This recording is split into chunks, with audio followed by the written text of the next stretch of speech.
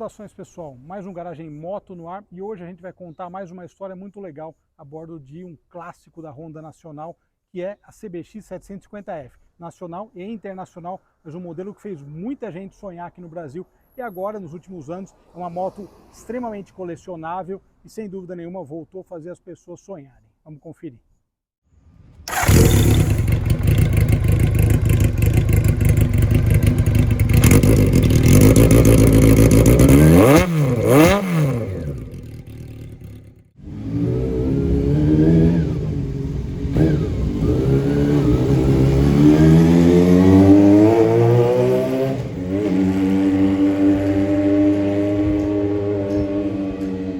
Muito bem, pessoal. Vocês lembram que a gente falou de 750F há alguns anos aqui na garagem?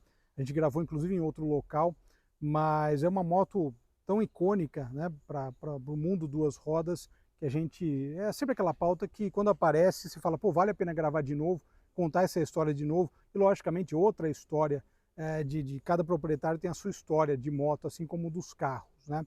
A 750F chegou aqui ao mercado nacional em 86, na época a gente estava num período de importações fechadas, né, mas a Honda ela conseguiu trazer aí 700, 800 exemplares nessa leva inicial, justamente para na sequência nacionalizar o modelo. Então são as chamadas japonesas, são as primeiras, né, dá para imaginar como essas motos são raras hoje em dia. Foi um sucesso estrondoso no mercado, vocês imaginam o Brasil da década de 80, e lembrando aí de outras motos clássicas da década de 70, as próprias Hondas, né, da década de 70 são incríveis, são motos aí que fizeram, né, fazem muita gente sonhar até hoje, são motos muito legais. Voltando aqui para a 750F, sem dúvida nenhuma que ela causou um impacto aí na época, não só para quem tinha idade para pilotar uma delas, como também para quem não tinha, né, no meu caso, que era criança, na época eu tinha 7 anos em 86, mas como a gente sempre foi ligado muito nesse mundo, também chamavam muita atenção e Araraquara tinha pouquíssimas, né? Então dá para imaginar o efeito visual também. Começando aqui, um dos destaques era justamente essa carenagem, né? É uma coisa que a gente via até em filmes da década de 80 e sempre chamava atenção, né? Mas eu acho que o design dela é muito legal, combinação de cores também e os apelidos que foram surgindo ao longo dos anos, né? Hotmans, Hollywood, enfim, dependendo da combinação de cores. Mas começando por aqui, eu acho que esse aspecto visual dela é muito legal. Comentei no nosso Instagram, né, o para-brisa, e aqui o detalhe, formando um farol só, mas bipartido, é um detalhe muito rico, muito interessante visualmente falando. Uma mudança que houve em 87, esse exemplar é 88, foi justamente a roda. A roda inicial era 16 polegadas dianteira, 18 na traseira. Em 87 ela passou a vir com 18, por conta de manutenção, por conta de reposição também de pneu. A Honda falou, não, vamos mudar para equalizar isso. E daí fizeram outras mudanças técnicas para readequá-la, né, a essa mudança de tamanho de roda. Então, rodas de 18 polegadas na dianteira e também na traseira. Uma outra característica bacana é a questão de frenagem. Falando de época, né, ela tem duplo disco na dianteira e também um disco na traseira. Logicamente as motos foram evoluindo, veio muitos anos depois ABS e tudo mais, mas dentro do contexto de 1986, 88, realmente é algo, tem um diferencial. E olha só que legal, além da dianteira, a traseira dela, eu acho que ela é uma moto que ela tem um desenho realmente muito bem acertado, como eu falei já no início. E logicamente um dos grandes diferenciais é o motor de 4 cilindros, 747 centímetros cúbicos, que tem um ronco incrível.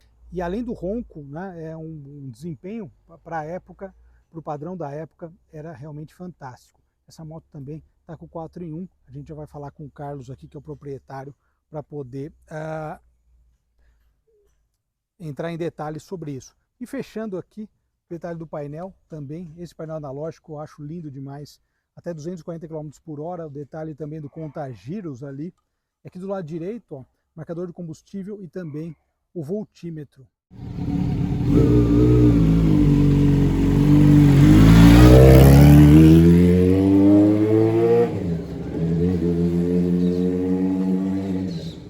Bom, e a gente está aqui com o Carlos, que é o proprietário, já gravamos outras matérias, obrigado novamente por topar aí gravar com a gente. Bom, Carlos, agora conta a história da sua 750F, como você chegou a essa moto. Enfim, a história é interessante, né? Ela tem vários detalhes, mas é bacana. Então eu gostaria que você falasse, fica à vontade se quiser começar falando de algo que você gosta mais na moto, ou mas primeiro como você chegou até ela, é melhor. Eu fui.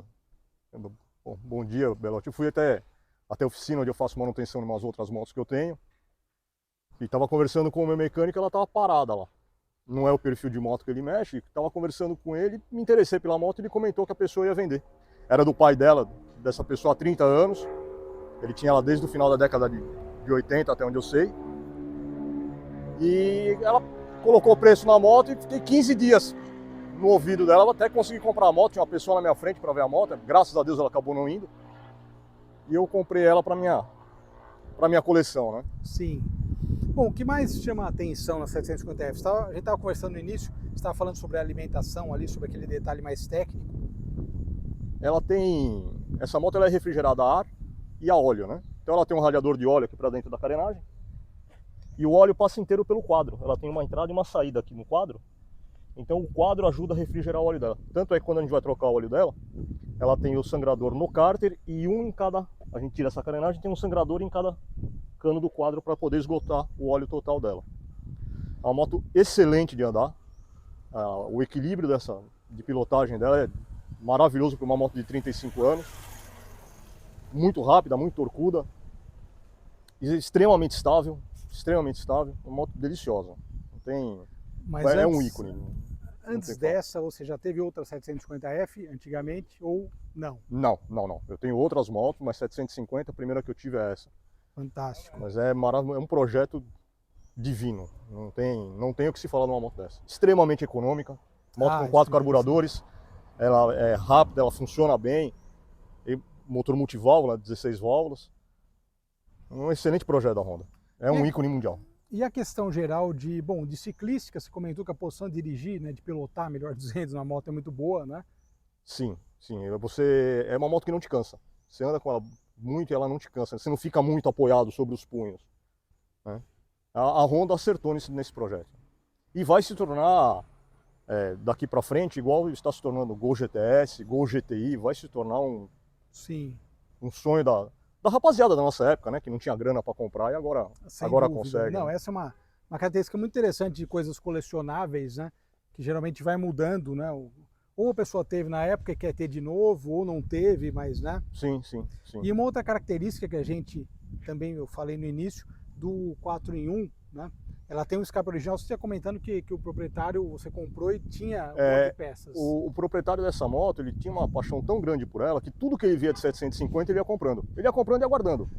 Então veio um acervo de peças gigante junto com ela e junto veio o 4 em 1 que eu demorei acho que uns 4 meses para colocar ela. Pensei, um dia eu estava em casa e falei, eu preciso colocar isso. Qualquer lugar que você for de moto, todos falam, é o ronco mais bonito que existe de motocicleta, é o ronco da Sete Galo, não adianta. Não tem igual, não tem. É viciante de ouvir, seja acelerando, seja em marcha lenta, é o ronco mais lindo que existe. Fantástico. E de viagens, alguma viagem mais longa, enfim? A viagem mais longa que eu fiz com essa moto deu cerca de uns 300 km num dia, né? Mas para viagens longas eu tenho uma outra motocicleta que eu uso. Mas essa daí, a mais longa que eu fiz, deu uns 300 e poucos quilômetros num dia só. Ah, fantástico.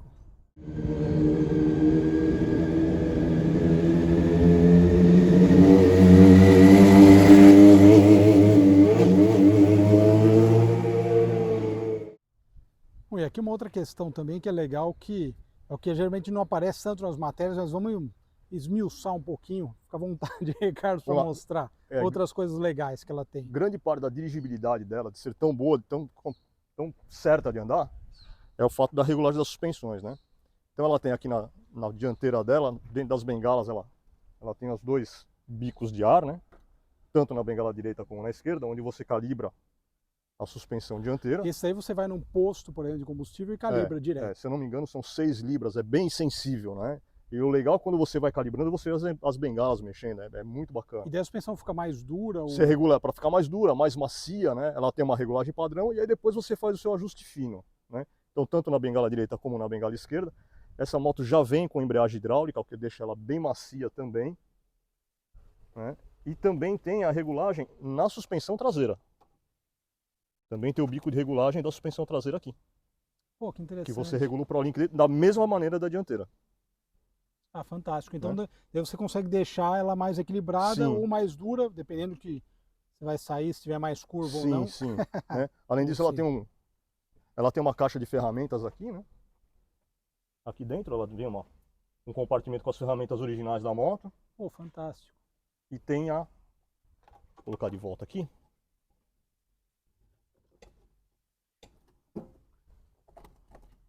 E tem um porta-luvas embaixo do banco, que é um item raríssimo também, que a maioria das motos não tem mais. Ah, dá pra colocar documento, dá pra alguma colocar coisa assim. uma aranha, uma mochilinha. Pô, fantástico. É um detalhe interessante, muito usável, né, pra moto, né? Sim. Né, que ocupa todo esse espaço da carenagem traseira. E grande parte das motos já não tem mais isso, né? E foi se perdendo ao tempo, né? Assim como as ferramentas, só uma moto bem cuidada para ter tudo isso, né?